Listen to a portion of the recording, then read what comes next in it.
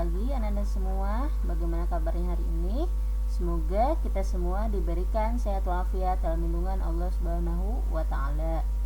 Baik, anak-anak semua, di sini kita akan belajar pembelajaran tematik di subtema kelas 3 ya, yaitu mengenai pertumbuhan dan perkembangbiakan hewan. Baik anak-anak semua, sebelum pembelajaran dimulai, mari kita berdoa terlebih dahulu. Bismillahirrahmanirrahim. Rabbi zidni ilman warzuqni fahman. Anak-anak semua, di sini Bu Guru akan menjelaskan tujuan pembelajaran hari ini.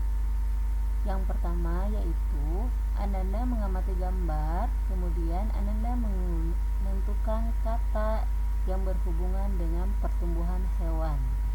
Yang kedua, dengan mengamati gambar, Ananda mengidentifikasi garis dan warna sebagai karya dekoratif yang benar. Yang ketiga, setelah Ananda membaca, Ananda dapat mengidentifikasi ide pokok dari informasi yang disajikan tentang pertumbuhan dan perkembangan hewan yang tepat. Dan yang keempat, setelah mengamati gambar, Ananda dapat menjelaskan makna bersatu dalam keberagaman di sekolah dengan benar. Baik Ananda semua, di sini Bu Guru akan menjelaskan pertumbuhan dan perkembangbiakan hewan. Apa itu pertumbuhan? Pertumbuhan adalah proses pertambahan ukuran dan bersifat reversibel. Sedangkan perkembangan adalah proses perubahan menuju kematangan dan bersifat kualitatif.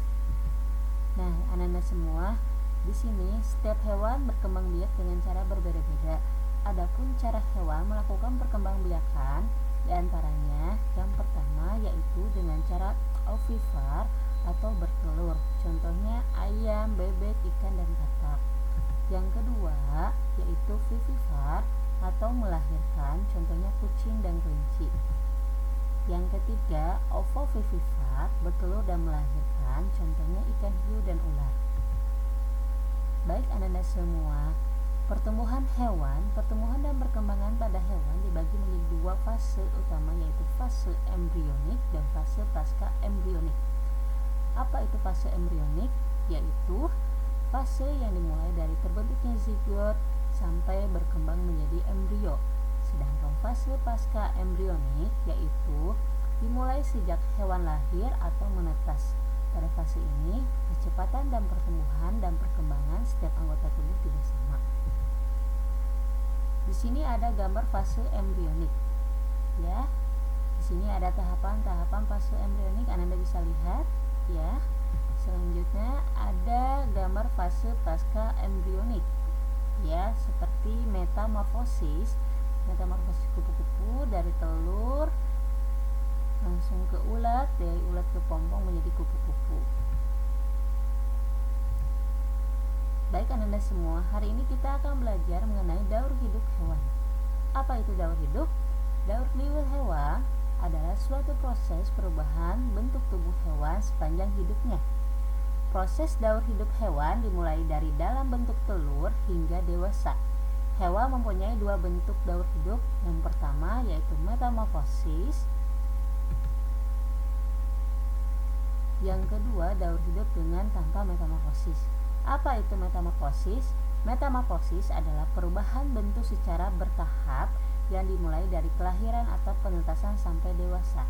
Sedangkan daur hidup yang tanpa metamorfosis adalah daur hidup yang biasa tidak terdapat tahapan proses hewan menjadi larva dan pupa.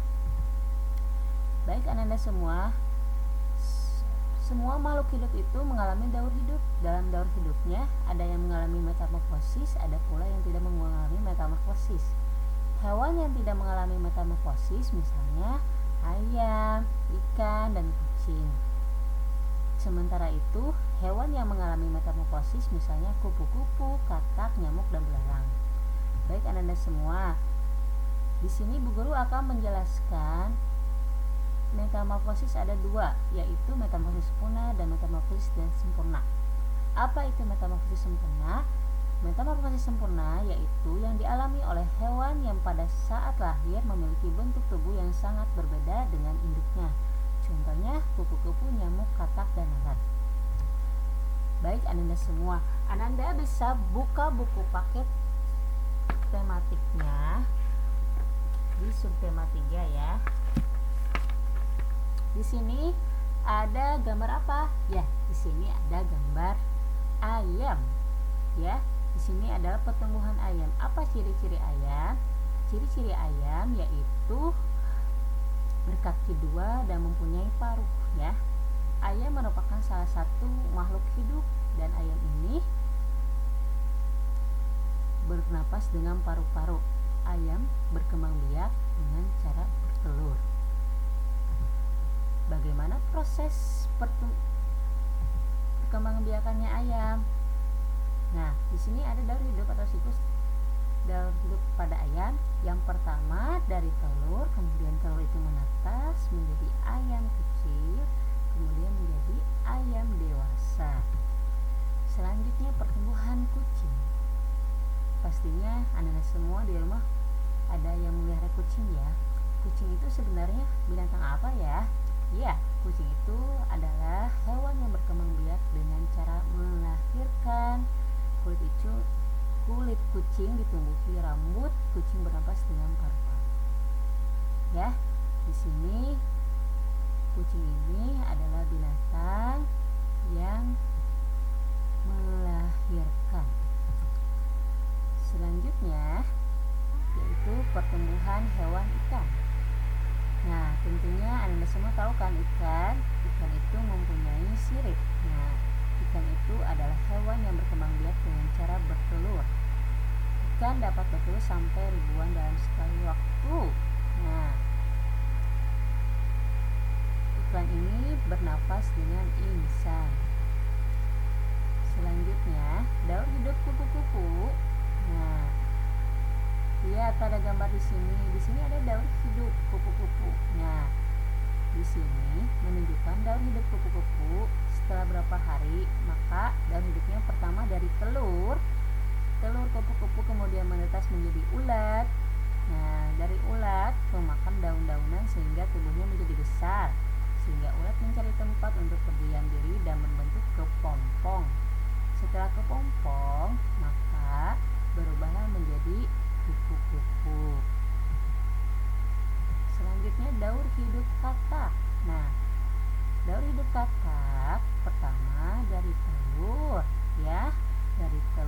Mulai dari telur berudu, kemudian menjadi katak muda, kemudian menjadi katak dewasa.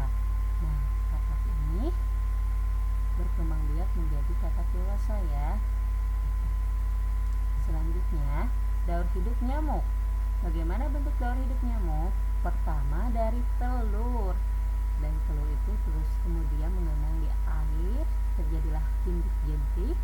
Dari jentik-jentik lalu menjadi pupa, dari pupa menjadi nyamuk dewasa.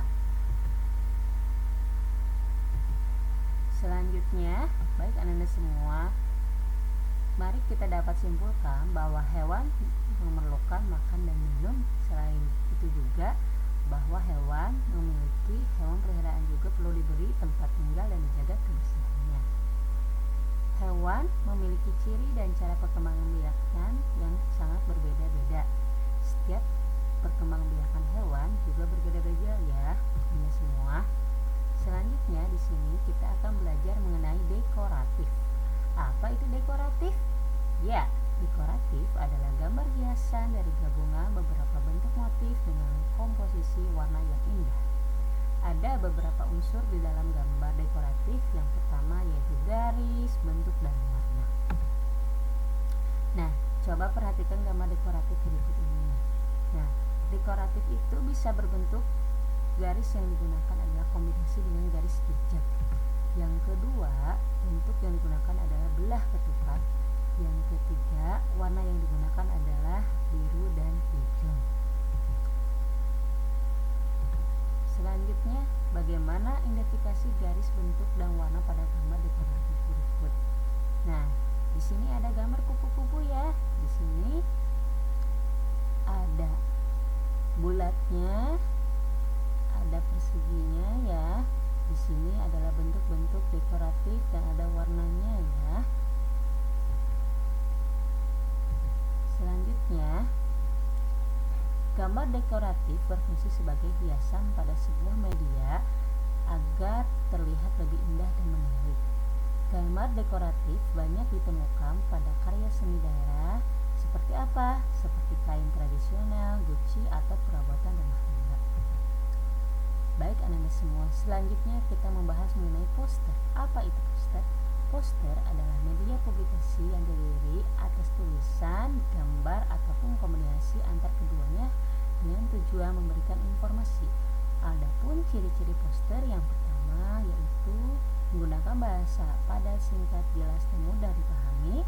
Yang kedua, mengandung kalimat persuasif atau ajakan. Yang ketiga, menggunakan gambar sketsa, gambar, lukisan, perpaduan, dan warna. Yang keempat, langsung menarik perhatian ketika orang melihatnya. Nah, di sini ada poster mengenai perilaku hidup bersih dan sehat pangkal rumah tangga. Sehat ya. Di sini bagaimana caranya supaya kita hidup sehat dan hidup bersih ya. Selanjutnya, di sini kita akan belajar mengenai makna bersatu dalam keberagaman. Kita harus mensyukuri dan menghargai keberagaman yang ada. Sikap bersyukur, saling menyayangi, dan menghargai merupakan Pancasila.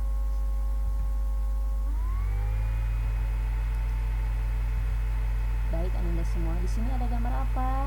Ya, di sini ada gambar guru dan siswa-siswi ya.